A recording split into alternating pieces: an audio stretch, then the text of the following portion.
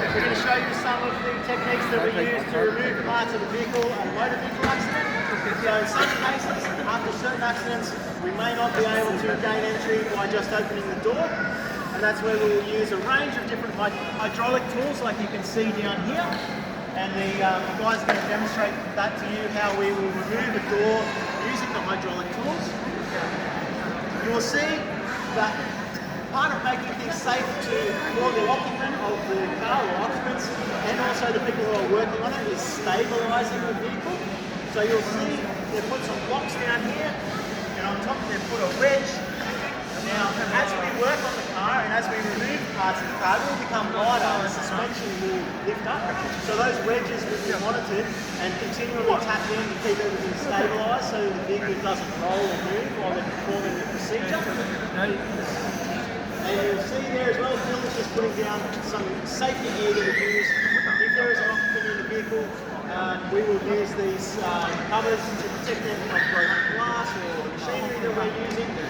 And we'll also talk them through it. As we're doing the job, we'll walk them through what we're doing next, if there's going to be a loud noise or a bang, so that they understand what's happening around them. I'll leave it to these guys to show you what they do. So first up, we're just going to make sure we engage with the patient. Once we're going to give the patient the two bottom lines, looking forward. So Phil's doing this because we don't want the patient to move their head. They may have a neck injury. We don't know, but we're going to act as if they do, just in case.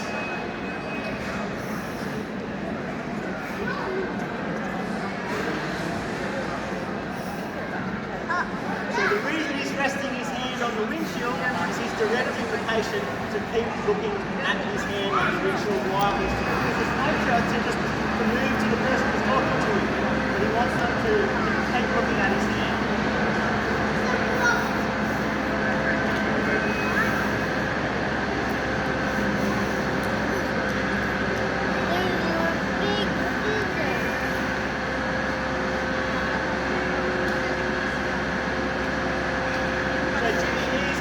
Hydraulic spreader that he's going to use. We do also have battery operated, now like everything, electronic devices becoming very common in all sorts of aspects. Today we are using the hydraulic tools, but a lot of the fire trucks now carry battery operated.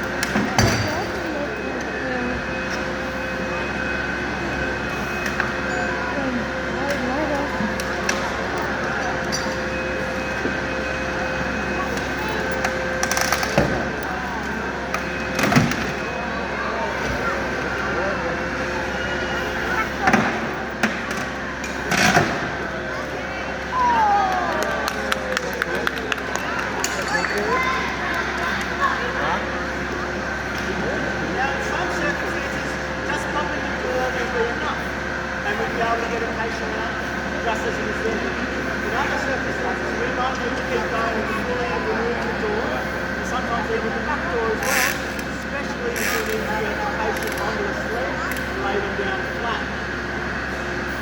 It's a very dynamic environment. We're making those decisions along with the ambulance personnel who are there as well.